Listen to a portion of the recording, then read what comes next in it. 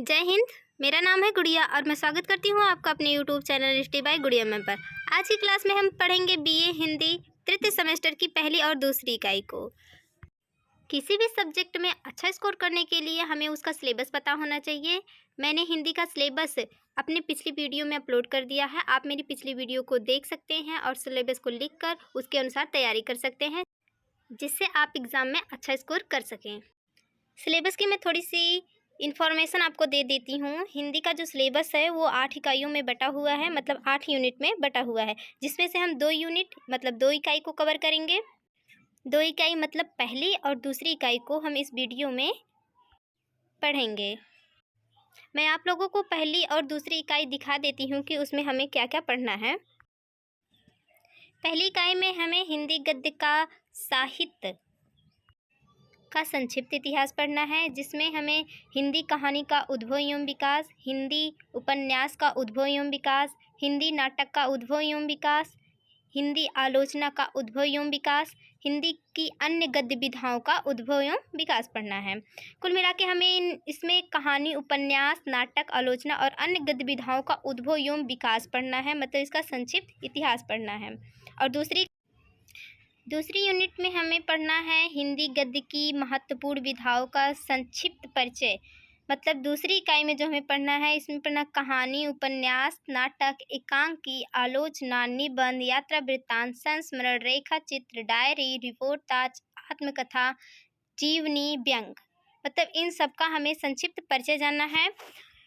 पहली इकाई में जो हमें जानना था वो हिंदी गद्य विधाओं का संक्षिप्त इतिहास और इसमें संक्षिप्त परिचय जानना है। 2 ही चीज़ हमें जानना है, इतिहास और उसका संक्षिप्त परिचय। तो मैं इन इतिहास और इसका संक्षिप्त परिचय एक ही साथ बता देती हूँ आप लोगों को, ताकि आप लोगों को प्रॉब्लम ना हो। हिंदी गद्य विधाओं को पढ़ने से पहले हम उसके बारे में कुछ बेसिक चीज़ें जान लेते हैं। जैसे हिंदी गद्य की विधाओं को 2 वर्गों में बांटा जा सकता है। एक वर्ग प्रमुख विधाओं का है, इसमें नाटक, एकांकी, उपन्यास, कहानी, आलोचना और निबंध को रखा जा सकता है। दूसरा वर्ग गौड़ या प्रकीर्ण गद्य विधाओं का है, इसके अंतर्गत जीवनी, आत्मकथा, यात्रा वृत्त, गद्य काव्य, संस्मरण, रेखाचित्र, रिपोर्टाज, डायरी, भेंट वार्ता, पत्र साहित्य आदि का उल्लेख किया जा सकता है। प्रमुख विधाओं में नाटक, उपन्यास, कहानी तथा निबंध और आलोचना का आरंभ तो भारतेंदु युग मतलब सन 1870 से 19 में ही हो गया था, किंतु गौड़ या प्रकीर्ण गद्य विधाओं में कुछ का विकास द्विवेदी युग और शेष का छायावादी और छायावादोत्तर युग में हुआ है। द्विवेदी युग में जीवनी, यात्रावृत्त, संस्मरण और पत्र साहित्य का आरंभ हो गया था। छायावाद युग में गद्य काव्य, संस्मरण और रेखाचित्र की विधाएं विशेष समृद्ध हुई। छायावादोत्तर युग में प्रकीर्ण गद्य विधाओं का अभूतपूर्व विकास हुआ है। आत्मकथा, रिपोर्टाज, भेंटवार्ता, व्यंग, विदर्भ लेखन, डायरी, एकालाप आदि अनेक विधाएं छायावादोत्तर युग में विकसित और समृद्ध हुई हैं। यह स्मरणीय है कि प्रमुख गद्य विधाएं अपनी रूप रचना में एक दूसरे से सर्वथा स्वतंत्र हैं, किंतु प्रकीर्ण गद्य विधाओं में से अनेक निबंध विधा से पारिवारिक संबंध रखती है। एक ही परिवार से संबंध होने के कारण यह एक दूसरे से पर्याप्त निकट प्रतीत होती हैं। अब हम गद्य विधाओं को पढ़ेंगे। अब हम गद्य विधाओं में प्रमुख विधाएं पढ़ेंगे। गद्य की विधाओं में जो पहला वर्ग है प्रमुख विधाएं, उसको हम पढ़ेंगे, दूसरे वर्ग को आगे पढ़ेंगे। पहले हम प्रमुख विधाएं पहला वर्ग पढ़ेंगे। इसमें पहले है नाटक। रंगमंच पर अभिनय द्वारा प्रस्तुत करने की दृष्टि से लिखी गई तथा पात्रों एवं संवाद पर आधारित एक से अधिक अंकों वाली दृश्यात्मक साहित्य रचना को नाटक कहते हैं। अगर हमें नाटक का संक्षिप्त परिचय लिखने को आ जाता है तो हम कुछ इस प्रकार से लिख सकते हैं। रंगमंच पर अभिनय द्वारा प्रस्तुत करने की दृष्टि से लिखी गई तथा पात्रों एवं संवादों पर आधारित एक से अधिक अंकों वाली दृश्यात्मक साहित्य रचना को नाटक कहते हैं। नाटक वस्तुतः रूपक का एक भेद है। रूप का आरोप होने के कारण नाटक को रूपक कहा गया है। अभिनय के समय नट या दुष्यंत या राम जैसे ऐतिहासिक पात्र का आरोप किया जाता है, इसलिए इसे रूपक कहते हैं। नट अर्थात अभिनेता से संबंध होने के कारण इसे नाटक कहते हैं। नाटक के ऐतिहासिक पात्र विशेष की शारीरिक एवं मानसिक अवस्था का अनुकरण किया जाता है। आज नाटक शब्द अंग्रेजी ड्रामा या प्ले का पर्याय बन गया है। हिंदी में मौलिक नाटकों का आरंभ भारतेंदु युग से माना जाता है। द्विवेदी युग में इसका अधिक विकास नहीं हुआ। छायावाद युग में जयशंकर प्रसाद ने ऐतिहासिक नाटकों के विकास में महत्वपूर्ण योग दिया। छायावादोत्तर युग में लक्ष्मी नारायण मिश्र, उदय शंकर भट्ट, उपेंद्र नाथ अश्क, सेठ गोविंद दास, डॉक्टर रामकुमार वर्मा, जगदीश चंद्र माथुर, मोहन राकेश आदि ने इस विधा को विकसित किया। नाटकों का एक महत्वपूर्ण रूप एकांकी है। एकांकी किसी एक महत्वपूर्ण घटना, परिस्थिति या समस्या को आधार बनाकर लिखा जाता है और उसकी समाप्ति एक ही अंक में उस घटना के चरम चरणों को मूर्त करने हेतु कर दी जाती है। हिंदी में एकांकी नाटकों का विकास छायावाद युग से माना जाता है।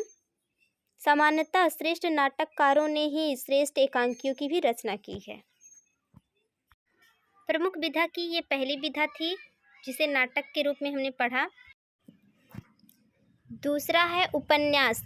हिंदी में उपन्यास शब्द का आविर्भाव संस्कृत के उपन्यस्त शब्द से हुआ है।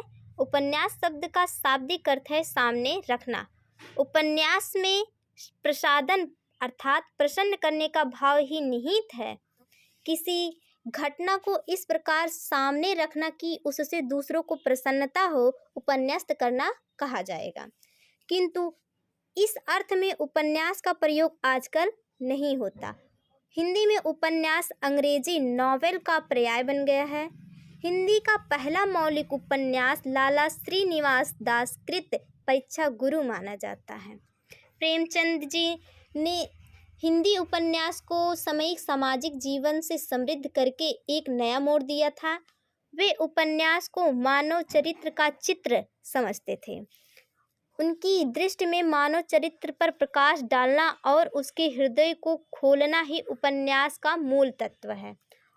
वस्तुतः उपन्यास गद्य साहित्य का वह महत्वपूर्ण कलात्मक विधा है जो मनुष्य को उसकी समग्रता में व्यक्त करने में समर्थ है।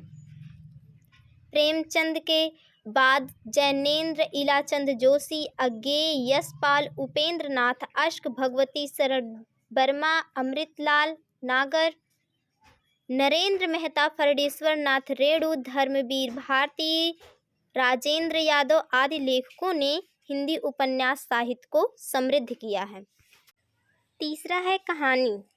जीवन के किसी मर्मिक तथ्य को नाटकीय भाव के साथ व्यक्त करने वाली अपने में पूर्ण कलात्मक गद्य विधा को कहानी कहा जाता है। हिंदी में मौलिक कहानियों का आरंभ सरस्वती पत्रिका के प्रकाशन के बाद हुआ। कहानी या आख्यायिका हमारे देश के लिए नई चीज नहीं है। पुराणों में शिक्षा, नीति एवं हास्य प्रधान अनेक आख्यायिकाएं उपलब्ध होती हैं, किंतु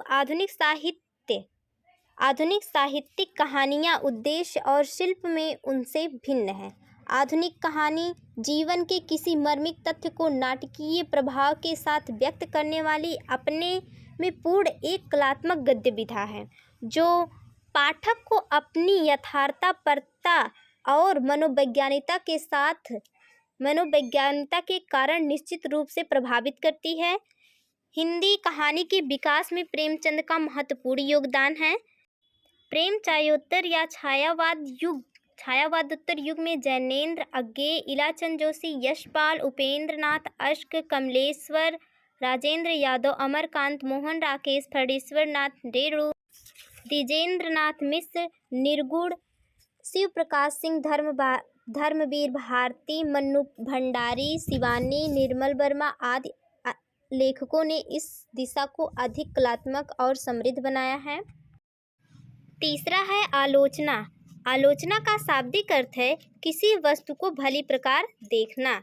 भली प्रकार देखने से किसी वस्तु के गुण दोष प्रकट होते हैं, इसलिए किसी साहित्यिक रचना को भली प्रकार देखकर उसके गुण दोषों को प्रकट करना उसकी आलोचना करना है। आलोचना के लिए समीक्षा शब्द भी प्रचलित है, इसका भी लगभग यही अर्थ है। हिंदी में आलोचना अंग्रेजी के क्रिटिसिज्म शब्द का पर्याय बन गया है। भारतीय काव्य चिंतन के क्षेत्र में सैद्धांतिक या शास्त्रीय आलोचना का विशेष महत्व रहा है। हमारा यह पक्ष अत्यंत समृद्ध और पुष्ट है। हिंदी में आधुनिक पद्धति की आलोचना का आरंभ भारतेंदु युग में बालकृष्ण भट्ट और बद्री नारायण चौधरी प्रेमघन द्वारा लाला श्रीनिवास दास कृत संयोगिता स्वयंवर नाटक की आलोचना से माना जाता है। आगे चलकर द्विवेदी युग में पंडित महावीर प्रसाद द्विवेदी, मिश्र बंधु, बाबू श्याम सुंदर दास, पदम सिंह शर्मा, लाला भगवान दीन आदि ने इस क्षेत्र में विशेष कार्य किया। हिंदी आलोचना का उत्कर्ष आचार्य रामचंद्र शुक्ल की आलोचना कृतियों के प्रकाशन से मान्य है। आचार्य शुक्ल के बाद बाबू गुलाब राय, पंडित नंद दुलारे वाजपेयी, आचार्य हजारी प्रसाद द्विवेदी, डॉक्टर नगेंद्र और रामविलास शर्मा की हिंदी आलोचना के विकास में महत्वपूर्ण भूमिका रही। पांचवा है निबंध। हिंदी में निबंध शब्द अंग्रेजी के एस्से शब्द के पर्याय के रूप में व्यवहारित होता है। एस्से शब्द का अर्थ है प्रयास, अर्थात किसी विषय के संबंध में कुछ कहने का प्रयास ही एस्से है। प्रयास करने के कारण एस्से या निबंध अपने मूल रूप में प्रौढ़ रचना नहीं मानी जा गई है। यह शिथिल मना स्थिति में लिखित, अव्यवस्थित और ढीली ढाली रचना समझी जाती है। व्यवहार में विचार प्रधान गंभीर लेखों तथा भाव प्रधान आत्म व्यंजक रचनाओं दोनों के लिए निबंध शब्द का प्रयोग होता है।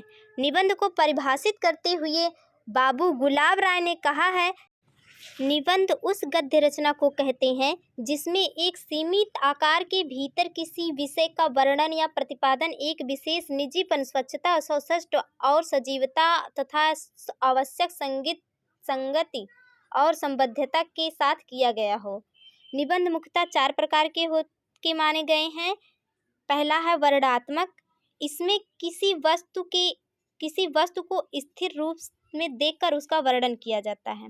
पहला है वर्णनात्मक, इसमें किसी वस्तु को स्थिर रूप में देखकर उसका वर्णन किया जाता है। दूसरा है विवरणात्मक, इसमें किसी वस्तु को उसके गतिशील रूप में देखकर उसका वर्णन किया जाता है। तीसरा है विचारात्मक, इसमें विचार और तर्क की प्रधानता होती है। चौथा है भावात्मक, यह भाव प्रधान होता है, इसमें आवेगशीलता होती है। वस्तुतः निबंध लेखन के व्यक्तिगत के अनुसार निबंध रचना के अनेक प्रकार हो सकते हैं। यह भेद सुविधा की दृष्टि से निबंधों को मोटे तौर पर वर्गीकृत करने के लिए किए गए हैं। हिंदी में निबंध रचना का आरंभ भारतेंदु युग से माना जाता है। भारतेंदु युग में भारतेंदु हरिश्चंद्र, प्रताप नारायण मिश्र, बालकृष्ण भट्ट और बालमुकुंद गुप्त ने अनेक विषयों से संबंधित सुंदर निबंध लिखे थे। उसके बाद महावीर प्रसाद द्विवेदी, बाबू श्याम सुंदर दास, आचार्य रामचंद्र शुक्ल, चंद्रधर शर्मा गुलेरी, बाबू गुलाब राय, पद्मलाल पुन्नालाल बख्शी आदि ने इस विधा को विकसित और समृद्ध किया।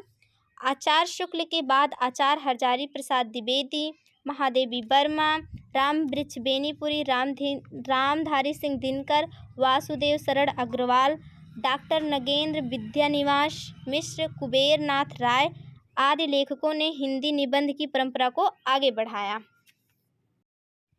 हमने हिंदी गद्य की पहली विधा पढ़ ली। अब हम दूसरी विधा, जो कि गौड़ या प्रकीर्ण विधा के नाम से जानी जाती है, अब दूसरी विधा को हम पढ़ेंगे। इसकी थोड़ी सी बेसिक चीज़ें हम जान लेते हैं। जैसे गौड़ विधाओं का एक दूसरे से निकट का संबंध है। ये सभी एक प्रकार के निबंध परिवार से आती हैं। प्रायः सभी का संबंध लेखक के व्यक्तिगत जीवन और उसके परिवेश से है। लेखक अपने देश काल और परिवेश के प्रति जितने ही संवेदनशील होंगे, गौड़ कही जाने वाली विधाओं का उतना ही विकास होगा। संप्रति हिंदी गद्य में इन विधाओं की रचना प्रचुर परिमाण में हो रही है। इसलिए हिंदी गद्य के सांप्रतिक स्वरूप को समझने के लिए इन विधाओं के विकास का ज्ञान आवश्यक है। इसमें पहला है जीवनी। सफल जीवनी के लिए आवश्यक है कि किसी महान व्यक्ति के जन्म से लेकर मृत्यु तक की घटनाओं को कालक्रम से इस रूप में प्रस्तुत करना कि उस व्यक्ति का व्यक्तित्व निखर उठे, जीवनी लेखक तटस्थ होता है, वह अपनी प्रतिक्रियाएं व्यक्त नहीं करता है। यूँ तो हिंदी में जीवनी लेखन का कार्य भारतेंदु युग से आरंभ हो गया था, किंतु आदर्श जीवनी बहुत बाद में लिखी गई। द्विवेदी युग में ऐतिहासिक पुरुषों और धार्मिक नेताओं की जीवनियाँ अधिक लिखी गई हैं। इस युग में जीवनी लेखकों में लक्ष्मीधर वाजपेयी, संपूर्णानंद, नाथूराम प्रेमी, मुकुंदी लाल वर्मा उल्लेखनीय हैं। छायावाद युग में राष्ट्रीय महापुरुषों लाला लाजपत राय, बाल गंगाधर तिलक, गांधी, जवाहरलाल नेहरू आदि की जीवनियाँ अधिक लिखी गईं। इस युग के जीवनी लेखकों में राम नरेश त्रिपाठी, गणेश शंकर विद्यार्थी, मनमनाथ गुप्त, डॉक्टर राजेंद्र प्रसाद और मुंशी प्रेमचंद उल्लेखनीय हैं। छायावादोत्तर युग में लोकप्रिय नेताओं, संत महात्माओं, विदेशी महापुरुषों, वैज्ञानिक, खिलाड़ियों और साहित्यकारों की जीवनियाँ लिखी गईं। इस युग के जीवनी लेखकों में काका कालेकर, जैनेन्द्र कुमार, रामनाथ सुमन, रामवृक्ष बेनीपुरी, बनरसी दास चतुर्वेदी, राहुल संकृत्यायन विशेष रूप से उल्लेखनीय हैं।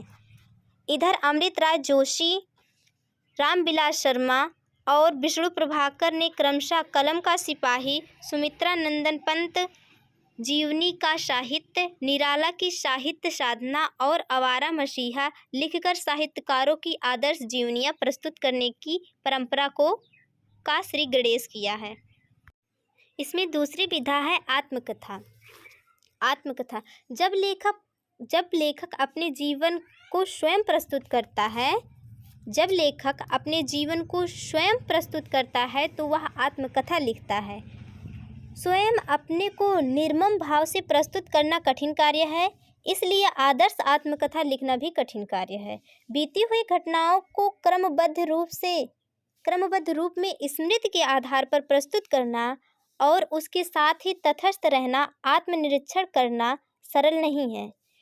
हिंदी में यूँ तो स्वयं भारतेंदु ने एक कहानी कुछ आप बीती कुछ जग बीती लिखकर इस दिशा में प्रयोग आरंभ किया, किंतु यह प्रयोग अधूरा रह गया। हिंदी की आदर्श आत्मकथाएं छायावाद और छायावादोत्तर युग में लिखी गई हैं।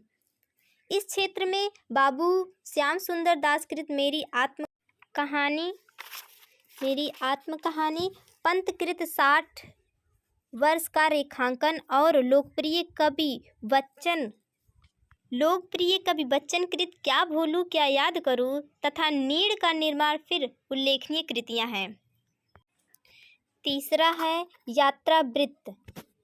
जब लेखक अपने जीवन की अविस्मरणीय यात्राओं का विवरण आत्मकथात्मक शैली में प्रस्तुत करता है तो वह यात्रा साहित्य की सृष्टि करता है। जब लेखक अपने जीवन की अविस्मरणीय यात्राओं का विवरण आत्मकथात्मक शैली में प्रस्तुत करता है तो वह यात्रा साहित्य की सृष्टि करता है। आदर्श यात्रावृत्त वह माना जाता है जिसमें यात्रा क्रम में आए हुए स्थान और बीती हुई घटनाएं लेखक की स्मृति संवेदना का अंग बनकर चित्रवत अंकित होती जाती है। यात्रावृत्त आत्मकथा का अंश भी हो सकता है और स्वतंत्र से भी लिखा जा सकता है। यात्रावृत्त में आत्मकथा, संस्मरण और रिपोर्टाज तीनों के तत्व पाए जाते हैं। ये याद करने वाली बात है कि यात्रावृत्त में आत्मकथा, संस्मरण और रिपोर्टाज तीनों के तत्व पाए जाते हैं।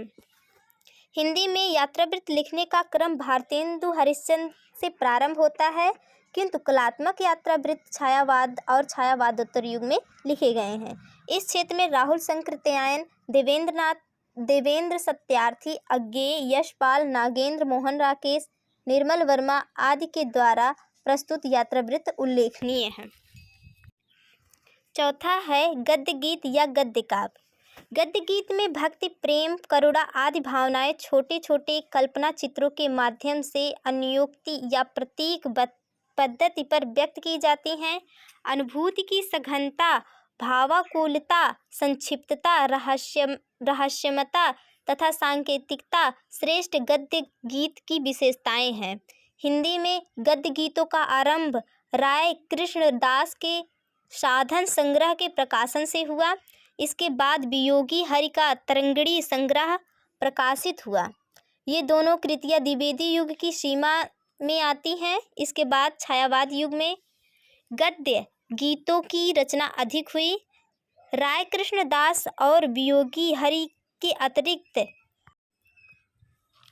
अतिरिक्त चतुरसेन शास्त्री, वृंदालाल वर्मा अज्ञेय और डॉक्टर रामकुमार वर्मा ने भी गद्य गीतों के क्षेत्र में अच्छे प्रयास किए। छायावादोत्तर युग में दिनेश नंदिनी, डालमिया, डॉक्टर रघुवीर सिंह, तेज नारायण काक, रामवृक्ष बेनीपुरी आदि ने सुंदर गद्य गीतों की रचना की है।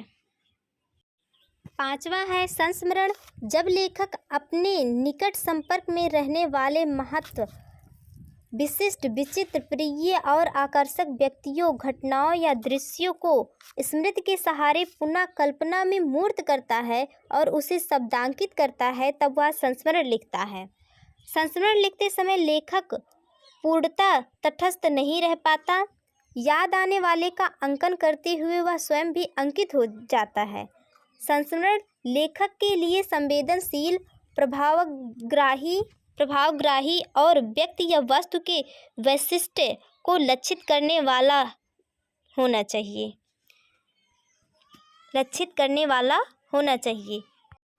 हिंदी में आदर्श संस्मरण छायावादोत्तर युग में लिखे गए हैं। इस क्षेत्र में श्री राम शर्मा, महादेवी वर्मा, रामवृक्ष बेनीपुरी, कन्हैयालाल मिश्र, प्रभाकर, देवेंद्र सत्यार्थी, बनरसी दास चतुर्वेदी आदि का नाम विशेष रूप से उल्लेखनीय है। छठवां है रेखाचित्र। रेखाचित्र में भी किसी व्यक्ति, वस्तु या संदर्भ का चित्रांकन किया जाता है। इसमें सांकेतिकता अधिक होती है। जिस प्रकार रेखा चित्रकार थोड़ी सी रेखाओं का प्रयोग करके किसी व्यक्ति, वस्तु या संदर्भ की मूलभूत विशेषताओं को उभार देता है, उसी प्रकार लेखक कम से कम शब्दों का प्रयोग करके किसी व्यक्ति या वस्तु की मूलभूत विशेषताओं को उभार देता है। रेखाचित्र में लेखक का पूर्णतः तटस्थ होना आवश्यक है। वस्तुतः संस्मरण और रेखाचित्र एक दूसरे से मिलती जुलती विधाएं हैं। संस्मरण में भी चित्र शैली का प्रयोग किया जाता है, किंतु रेखाचित्र में चित्र अधूरा या खंडित भी हो सकता है, जबकि संस्मरण में चित्र छोटा या लघु भले ही हो, उसे अपने आप में पूर्ण बनाकर प्रस्तुत किया जाता है। संस्मरण अभिधामूलक होता है, किंतु रेखाचित्र सांकेतिक और व्यंजक होता है। वस्तुतः रेखाचित्र संस्मरण का कलात्मक विकास है। हिंदी में महादेवी वर्मा, प्रकाश चंद्र गुप्त, रामवृक्ष बेनीपुरी, बनरसी दास चतुर्वेदी, कन्हैयालाल मिश्र, प्रभाकर, विनय मोहन शर्मा, विष्णु प्रभाकर और डॉक्टर नगेंद्र के रेखाचित्र उल्लेखनीय हैं। सातवां है रिपोर्टाज। रिपोर्ट के कलात्मक और साहित्यिक रूप को ही रिपोर्टाज कहते हैं। रिपोर्टाज में समसामयिक घटनाओं को उसके वास्तविक रूप में प्रस्तुत किया जाता है। रिपोर्टाज लेखक का घटना से प्रत्यक्ष साक्षात्कार आवश्यक है। इसलिए युद्ध की विभीषिका, अकाल की छाया या पूरे मानव समाज को प्रभावित करने वाली अन्य घटनाओं के घटित होने पर पत्रकार और साहित्यकार उस घटना के अनेक संदर्भों की प्रत्यक्ष जानकारी हासिल करते हैं और उन्हें रिपोर्टाज शैली में प्रस्तुत करके पाठक के मन को झकझोर देते हैं। हिंदी में रिपोर्टाज लिखने का प्रचलन छायावादोत्तर युग में हुआ है। इस क्षेत्र में रंगे राघव, बालकृष्ण राव, धर्मवीर भारती, कन्हैयालाल मिश्र, प्रभाकर, विष्णुकांत शास्त्री आदि लेखकों के नाम उल्लेखनीय हैं। आठवां है डायरी। जब लेखक तिथि विशेष में घटित घटना चक्र को यथातथ्य रूप में अथवा अपनी संक्षिप्त प्रक्रिया या टिप्पणी के साथ लिख देता है, तो वह लेखन डायरी विधा के रूप में स्वीकार किया जाता है। डायरी कुछ महत्वपूर्ण तिथियों में घटित घटनाओं को लेकर भी लिखी जा सकती है और क्रमबद्ध रूप में रोजमर्रा के रूप में भी लिखी जा सकती है। उसका आकार कुछ पंक्तियों तक ही सीमित हो सकता है और कई पृष्ठों तक विस्तृत भी। वह स्वतंत्र रूप से भी लिखी जा सकती है और कहानी, उपन्यास या यात्रावृत्त के अंग के रूप में भी। डायरी मूलतः लेखक की निजी वस्तु है। डायरी मूलतः लेखक की निजी वस्तु है। इसमें उसे अपने निजी विचार, दृष्टि, उद्भावना और प्रतिक्रिया व्यक्त करने की छूट है। यह दूसरी बात है कि जिस लेखक का सारा जीवन ही सार्वजनिक हो, उसकी डायरी भी सार्वजनिक बातों को लेकर लिखी जाए। कभी कभी डायरी घटित तथ्य को आधार न बनाकर संभावित और कल्पित तथ्य को लेकर भी लिखी जाती है। इसके संदर्भ में धीरेन्द्र वर्मा कृत मेरी कॉलेज डायरी उल्लेखनीय है। छायावादोत्तर युग में इलाचंद जोशी, डॉक्टर रामधारी सिंह दिनकर, शमशेर बहादुर सिंह, मोहन राकेश आदि की डायरियाँ प्रकाशित हुई हैं। हिंदी में गद्य की इस कलात्मक विधि का अभी भी पूर्ण विकास नहीं हुआ है। 9वां है भेंट वार्ता। भेंट वार्ता जब किसी महान दार्शनिक, राजनीतिज्ञ या साहित्यकार से मिलकर साहित्य, दर्शन या राजनीति के विषय में कुछ महत्वपूर्ण प्रश्न किए जाते हैं और उनसे प्राप्त उत्तरों को व्यवस्थित ढंग से लिपिबद्ध कर लिया जाता है, तो भेंट वार्ता की सृष्टि होती है। भेंट वार्ता वास्तविक भी होती है और काल्पनिक भी। भेंट वार्ताओं में जिस व्यक्ति से भेंट की जाती है, उसके स्वभाव, रुचि, कार्यकुशलता, बुद्धिमत्ता और उसकी उत्सुकता, संभ्रमता आदि का उल्लेख करके लेखक भेंट वार्ताओं को अधिक रुचिकर बना सकता है। हिंदी में वास्तविक और काल्पनिक दोनों ही प्रकार की भेंट वार्ताएं लिखी गई हैं। वास्तविक भेंट वार्ता लिखने वालों में पद्म सिंह शर्मा और रणबीर सांगा के नाम उल्लेखनीय है। काल्पनिक भेंट वार्ता लिखने वालों में राजेंद्र यादव, चैखव, एक इंटरव्यू और श्री लक्ष्मीचंद्र जैन, भगवान महावीर, एक इंटरव्यू उल्लेखनीय है। भेंट वार्ताएं छायावादोत्तर युग में ही लिखी गई हैं। अभी हिंदी में इस विधा के विकास की पूरी संभावना है। ये थी हिंदी गद्य की दोनों विधाएं। इस वीडियो में हमने पहली और दूसरी इकाई को कवर किया। आई होप आप लोगों को वीडियो अच्छा लगा होगा। लाइक, सब्सक्राइब, शेयर करना ना भूलें। अगर आप इस वीडियो का नेक्स्ट पार्ट मतलब इकाई 3 का वीडियो भी चाहते हैं तो कमेंट में ज़रूर लिखिए। जय हिंद।